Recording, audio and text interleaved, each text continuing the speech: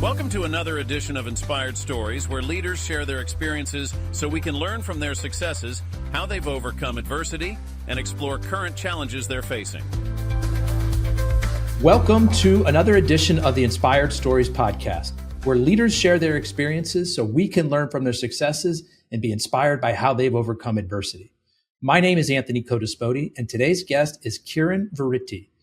Along with her business partner, Chandra Sarapu, serves as the president and owner of Safari Kid Preschool program in Dublin, California. She is leading an exciting expansion project into Mountain House, which includes the development of a brand new school facility. For over 14 years, Kiran and her team have been dedicated to establishing nurturing environments that inspire and empower young minds to flourish through a variety of enriching educational programs. Their transformative impact extends well beyond the classroom, fostering a love for learning and overall development. Kiran's enthusiasm drives her collaboration with other leaders, focusing on initiatives that support women's empowerment and future advancement. She is deeply involved in her community, always looking for ways to contribute to local causes and offer support where it is most needed. Known for her empathetic, energetic, and innovative approach to leadership, Kiran believes in the power of education to shape lives. As she continues to expand her educational footprint, her commitment remains to creating inclusive, supportive, and stimulating spaces where both children and educators can thrive. The founder of a Safari Kid franchise, Kiran, I appreciate you making the time to share your story today. Thank you so much for having me here, Anthony. So Kiran, tell me about the inspiration for starting your daycare, your childcare center. How did that come about? So, Anthony, I'm going to be absolutely honest in my approach, because my beginnings have been very unorthodox, where I cannot say that this has been a passion that I grew up with or this is what I wanted to be one day.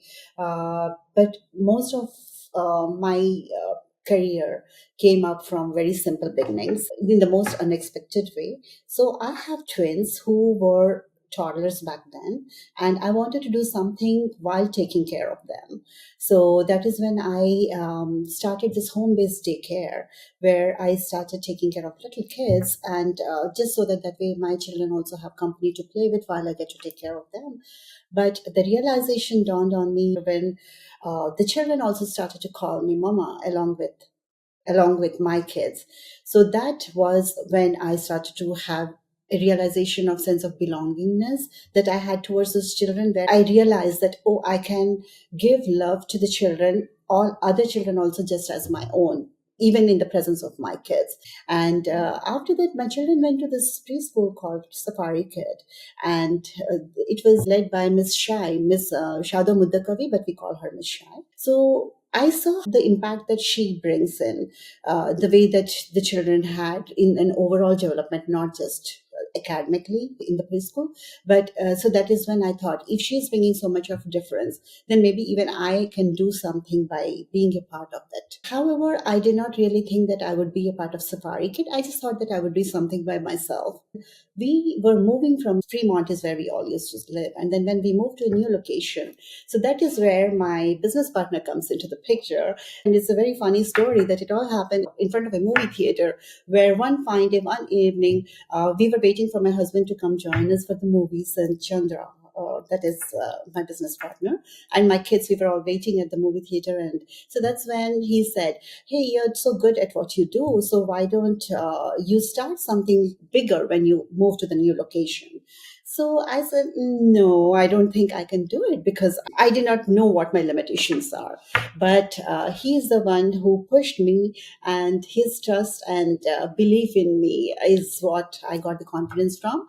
But that was a magical evening, Anthony, I would say, because that was the evening when, right there from the movie theater, we just made a call to Miss Shai asking for tips, like if I have to open a school, what should I do? And then she said, hey, you know what, why don't we just start up a partnership or maybe a franchise? And I thought, I was not very sure about it, but that's where the story began. And she said, why don't you guys come over today and we can talk about this? And my husband came, and he was also all in for it. And that story began in the movie theater. So that evening in front of the movie theater, that magical evening, as you put it, you were taking care of 5 kids at that point. Yeah. And give me an idea of where you are today. How many kids are you able to accommodate in your centers today? So today in this facility, we have almost around 230 to 250 students. Wow. And there's another facility on the way? Yes. So, and there's another facility as big as this coming up in Mountain House. And how will you work on filling that new center? That's a lot of capacity. Is the demand there in that area? The demand is what made us think of opening a facility over there, because it's a new community with a lot of young families moving there. And there's nothing like this yet over there. So that is the reason we just immediately started the construction there. I want to go back to something else that you said. When you were first starting, you had the confidence and the hustle of your business partner behind you, but you had a lot of fear to overcome, right? You still had a lot of doubts and insecurities, especially in those early days. Talk to me about what that felt like and how you worked through that. So in the beginning, definitely it was new waters that we were testing, because I had not expected that I would open a school someday. As I told you, it was not my childhood dream. I had not aspired to become an educator at all. So I wanted to be a classical dancer, actually. So that was where I was. And then I come here, and because I was not prepared for this, I had not observed. So it is, each day was a learning experience. I overcame different situations, and there would be times I would just go to the bathroom. I would just cry my eyes out, and then I would touch up real quickly, and I come back to the office and take on whatever I have to do. But I did it. And today I'm at a point where I'm just confident, because I've seen it all. So I can just deal with anything that comes to me. So I appreciate you opening up and sharing about that, because those are the kinds of moments that people don't see.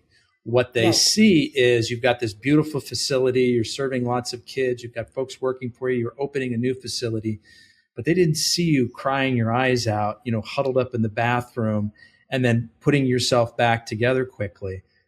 So that's where my business partner comes into the picture again.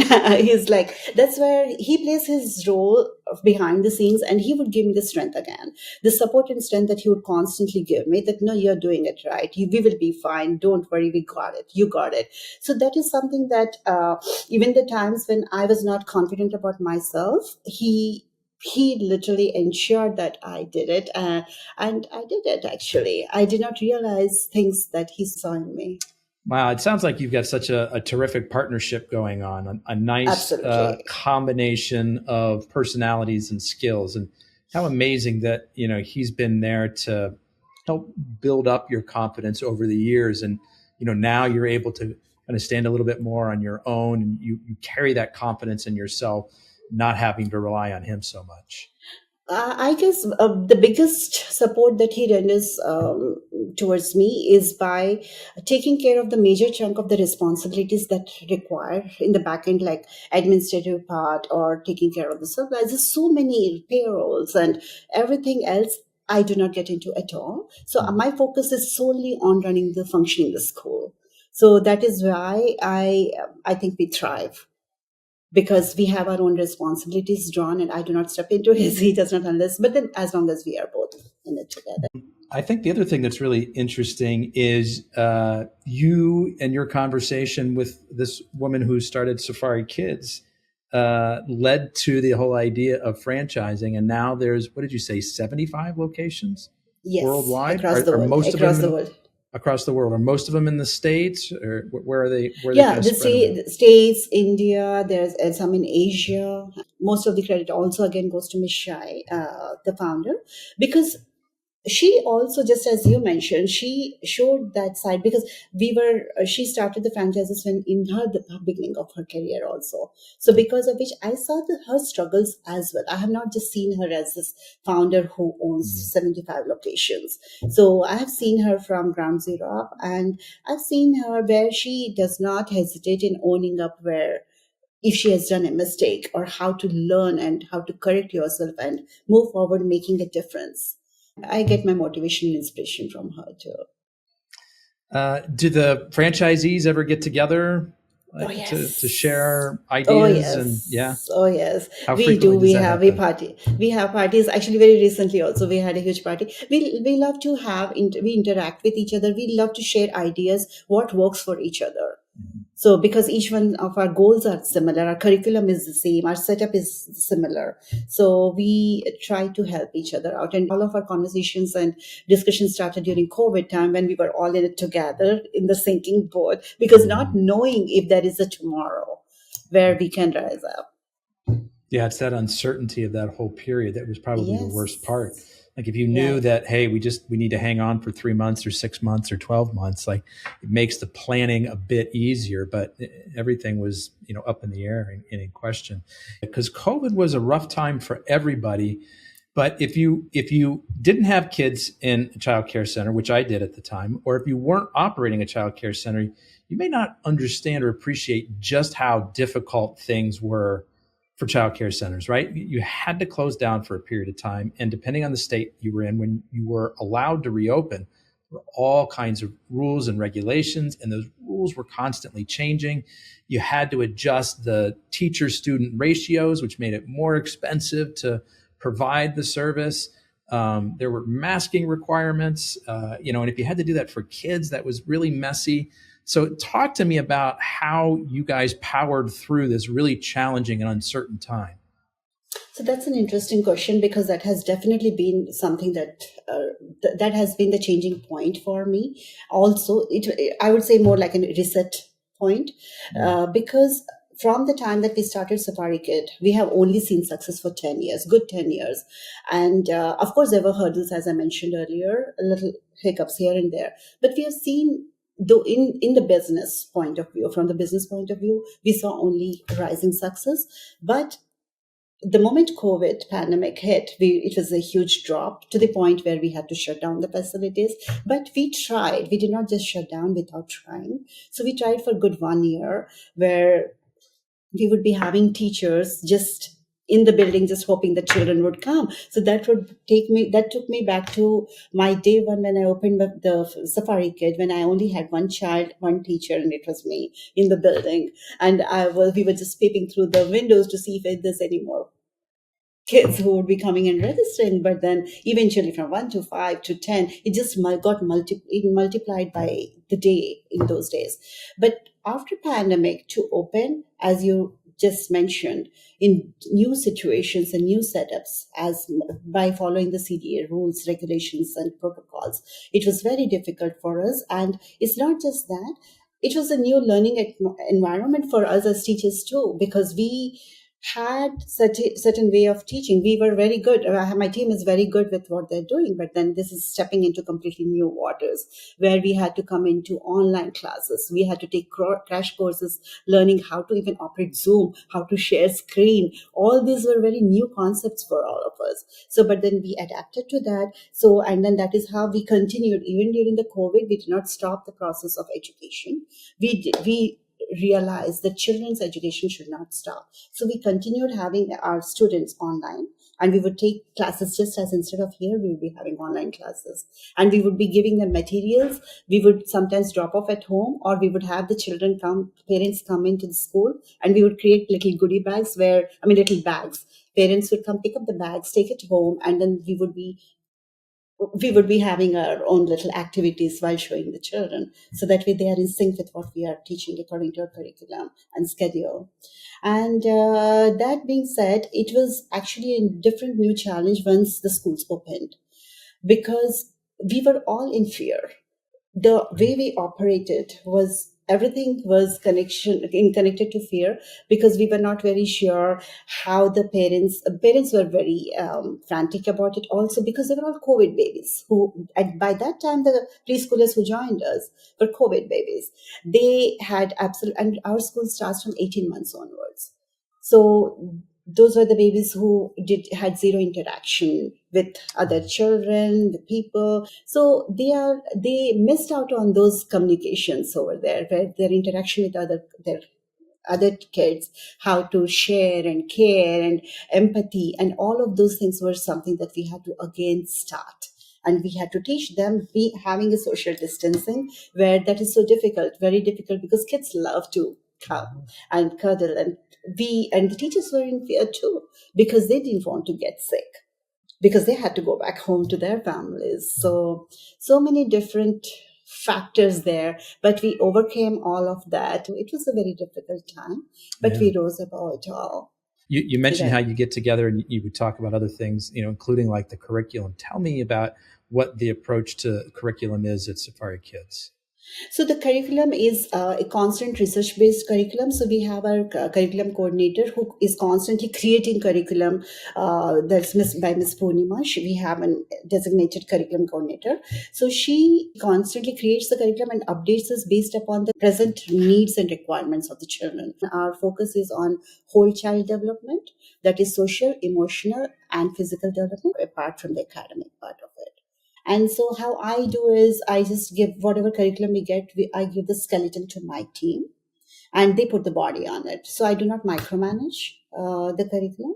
So, how they operate, as long as they bring, and I get to that point only seeing what they do. That way each class is different, each teacher is different. They bring out their own creativity and they bring out the best that they offer, and they also share ideas, and that is how we operate.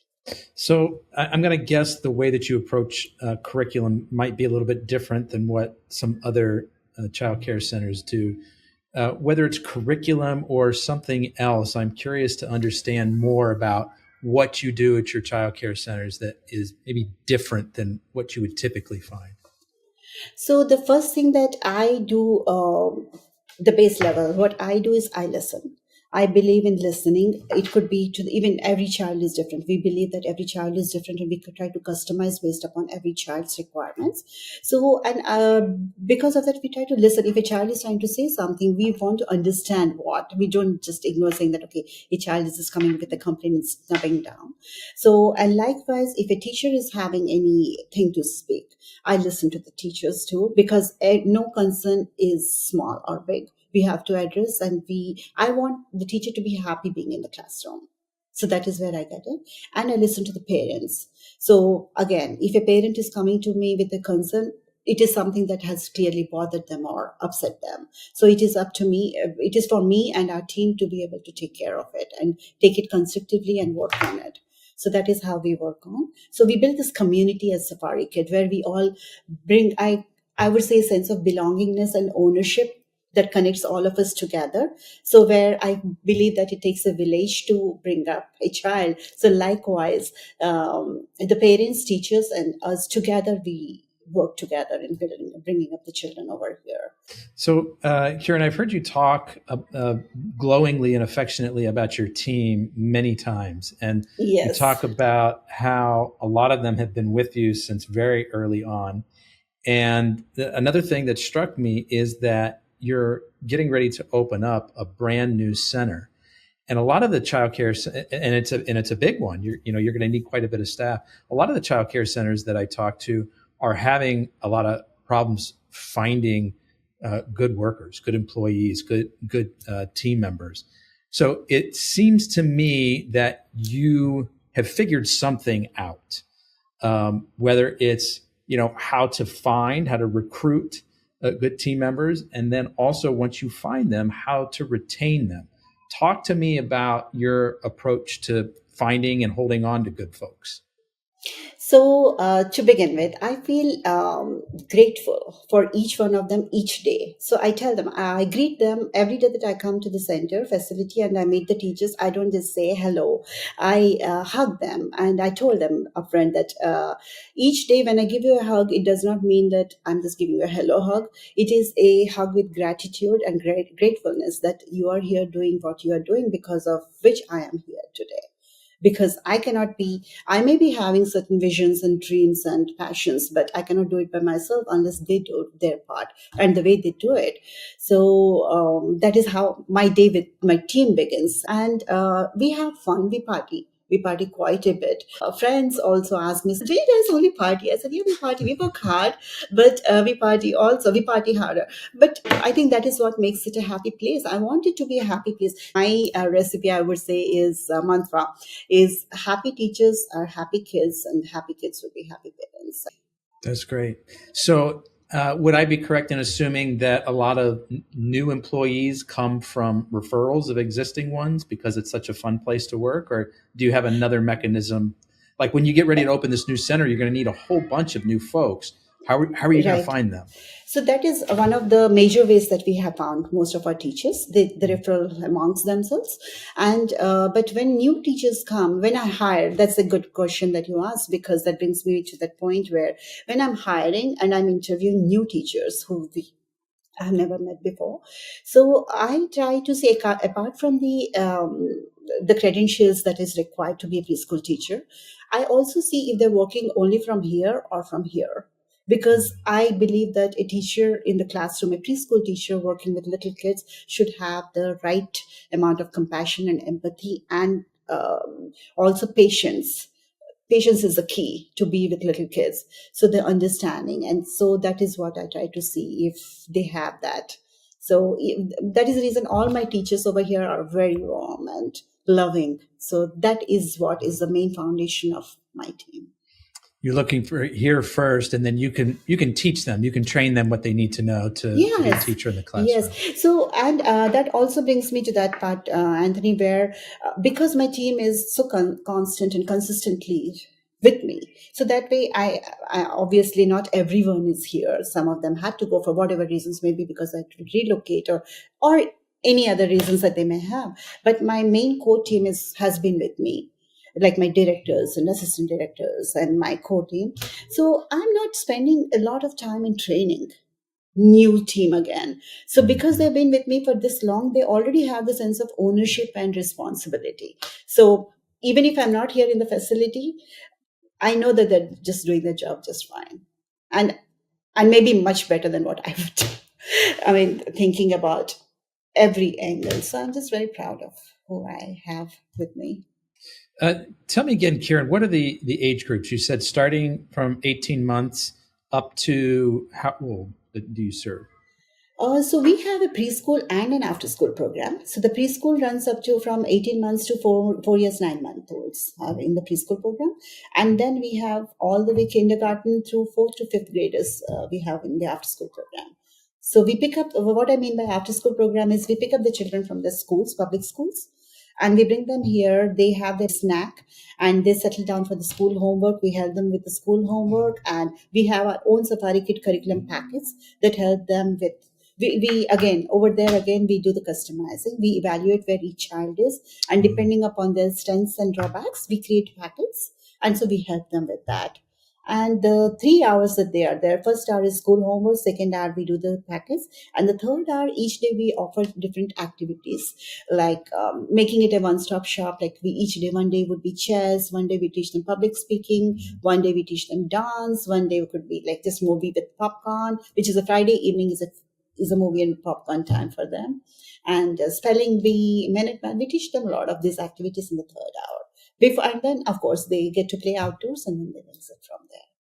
That's terrific. My kids are in a school that offers their own after school program, and we just love the experience to death. I mean, everything that you're describing is what they do in this program as well, and my kids love it. They keep asking for us to pick them up later and later. So it sounds like you've built the same kind of incredible program. Yes. So I'm happy to say yes, it is a proud moment for me to accept that and admit that, yes, we did build such an atmosphere and environment where not just us, but we have this parent community also, where we have this relationship as being in this together, very understanding. Of course, it takes time for new parents to build relationships, but I have seen that I'm still attached and connected to the parents who I started like 14 years back. So that is an achievement by itself, including that little baby who started in the beginning. Kiran, talk to me about how transitional kindergarten there in California is affecting you. That is a very good question, because it is affecting us a lot. So we would be having transitional kindergarten and kindergarten together, I would say around 3 classrooms in the past years, but now one whole classroom is gone. because that has started in the public schools, and because of which the impact is not just on the school overall, but even for the teachers who we had assigned from that structure. And then now we do not have children to have those teachers here at that time. So, but regardless, I'm hoping that we will grow again. So I still have the teachers. I've not taken away any hours from them. Even though So you've got one whole classroom sitting empty right now, you've kept the staff. Yes. So they have been with me when I need them. So I have to be with them through this. And so is there a thought process to try to maybe go a little bit younger with the kids that you're serving? That is what we are doing. 18 months to Yes, infants? that is what we are doing. So this is the year that we have started, is we are getting into the infant program. We are applying for that. But before that, I'm glad that 3 of my directors are already aware, and they are fully credentialed for infant program. But at the same time, we are having our teachers also enroll themselves into the program, because we were not prepared for infant program at all. But then we already have our experienced directors here in that. So I'm confident that we'll be fine. And we will be starting it in the next 6 months program. Okay. So there's a special license that's needed for infants and special certifications for the teacher that are needed as well. So you're going through that process, and hopefully in the next 6 months, you'll be able to open up to infants. Exactly. And the setup of the classroom also will be very different for infants. So with that said, in Mountain House, the new location that we are opening, the construction is happening based upon the infant classroom also. So there's a new center coming soon, and I'm sure all the attention and the energy is on that. And you probably can't think past that at all. But are there maybe some plans in the back of your mind to expand even further past this new center that's in progress? Absolutely. Absolutely. Because for me, so far, I was thinking about myself and my business partner. We had our own plans. But my daughter, it is just again such a blessing, I feel, is that she has joined me. And it is a pleasure to see her working. Of course, she has joined at the base level. I wanted her to learn the basics. So because of which she has joined as the office administrator, actually. So, but however, I see her being able to take over, and I want to be able to, I think together we will be able to take it to the next level. And so where they can continue. And I'm just happy that she's here when I'm here in the facility. And so that way she sees the culture that I bring in.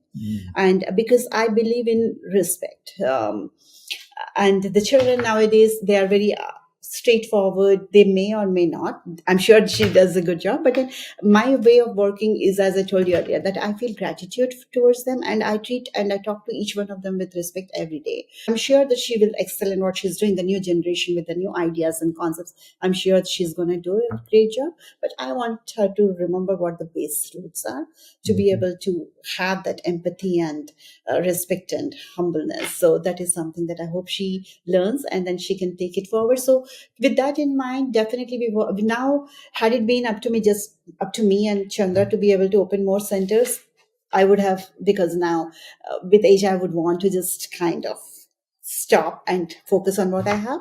But seeing her with me, why not?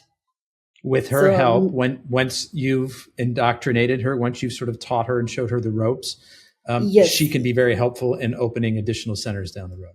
Yes, and making more difference, because I see how our children thrive here, how happy parents are, how happy teachers are, to be able to create more spaces like this to work, and for the parents to have their children in. That is something that I would be more than happy to do if I can. So, yeah. Kiran, are there any specific mentors or books that have been helpful for you in either your personal or professional career? The first person I would say is, hands down, is Miss Shai again. So she has been the inspiration, and she has been guiding me all through. So even I can just pick up the phone and I can just call for her about anything and anytime about anything, and she'll be there, right there with an answer for me and giving me the right answers. So that gives me the confidence that, okay, I don't need to worry about anything. A situation happens, whatever, because situations are very different each day. So if it happens, then she's right there to help me, and she guides me. And apart from that, each day I take my inspiration and I learn from different people, like even from you, I can say that you inspired me when you contacted me and also, and I went through your website and also you inspired me in thinking that you are making a difference in so many people's lives by just bringing these stories, inspiring stories to them, giving them a platform where they can see that otherwise people would be just wondering if I can do it or not. But listening to these stories, and you are providing that platform that is very inspiring. Or I would see my team who is very inspiring for me that each day, even if I sometimes kind of take it easy that, okay, maybe we can just relax and do this. But then they say, no, let us just do it to that extent. And then that inspires me, that gives me happiness, of course, but at the same time inspires me. There are some directors where I have to literally tell them, hey, you sleep now or I'm going to fire you. They're working at 12 o'clock, 1 o'clock in the night. And that happens only because they have that sense of ownership. With the way I would work, they work. So that happens. Children inspire me. So I would say that I don't read books about taking notes about inspiration. I take on real world and real situations that I get. You find inspiration just moving through the world and interacting with everyday people. Every day. I talk to the parents and I get some inspiration from there. I take some energy. So I just work that way. So last question for you, Kiran. I'm curious, what do you see are the big changes that are coming to childcare industry in, say, the next 5 years? In the next 5 years, I am thinking that especially because the public schools have started the daycare and kindergarten. So it is a constant struggle, and the world is also evolving. And at the same time, our industry is also evolving quite a lot. So I think that the challenge is... I did not think about that, to be honest. Okay, fair enough. You're living in the moment. Yes, in the moment.